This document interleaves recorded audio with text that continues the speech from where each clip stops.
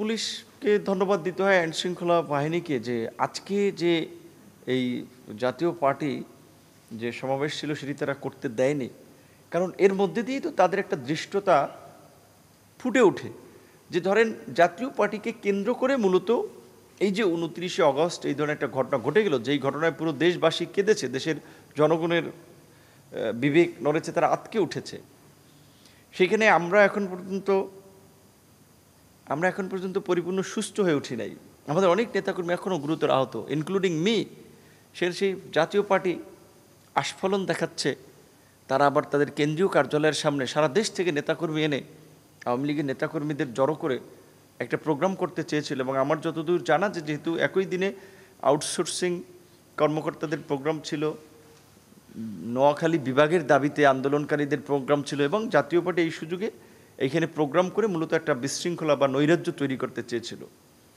তো পুলিশ প্রশাসনের তো এগুলো দেখার কথা, তো তারা দেখেছে জাতীয় পার্টিকে সেই সুযোগ দেয়নি, এটা ইতিবাচক। এবং আমরা তো এটা বলেছি যে আওয়ামী লীগ যেই দোষে দুষ্ট, জাতীয় পার্টি তো একই দোষে দুষ্ট। শেখ হাসিনা সহ আওয়ামী লীগের শীর্ষ নেতাকর্মীদের বিরুদ্ধে গ্রেপ্তারি পরোয়ানা জারি হলে জাতীয় পার্টির জিএম কাদের, মহাসচিব শামীম আদার পাটোয়ারি সহ শীর্ষ নেতাদের বিরুদ্ধে কেন গ্রেপ্তারি পরোয়ানা জারি হচ্ছে না বা হবে না? এই ঘটনার মধ্যে দিয়েই আমাদের উপরে হামলার ঘটনার একটা লিঙ্ক আপনারা খুঁজে পাবেন বা একটা যোগসূত্র খুঁজে পাবেন।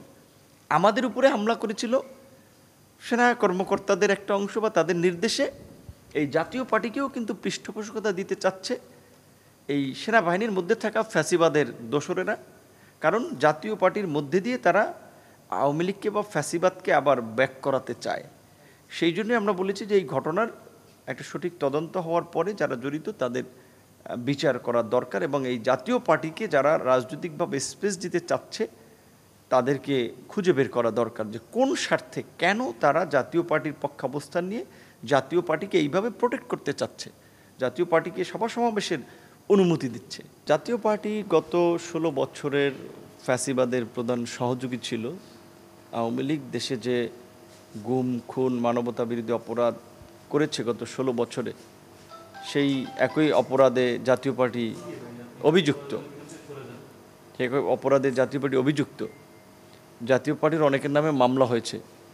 শুধুমাত্র প্রশাসনের একটা অংশ যারা ওই যে ফ্যাসিবাদকে ফেরাতে চায়, তারা জাতীয় পার্টিকে ব্যাক করার বা ব্যাকআপ দেওয়ার চেষ্টা করতেছে। তো জাতীয় পার্টি কী বললো সেটা তো আমাদের কাছে বিবেচ্য বিষয় না। আমাদের আন্দোলন সংগ্রামের মধ্য দিয়ে স্বৈরাচার পালিয়ে গিয়েছে, ফ্যাসিবাদের পতন হয়েছে।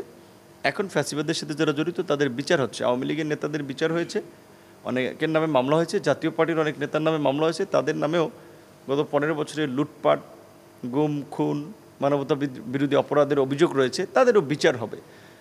তাদের এতদিনেও বিচারটা না হওয়া, এবং তারা যেই কার্যালয়টা আছে ওইটা কিন্তু তাদের কার্যালয় না, ওইটা এস আলমের ভবন।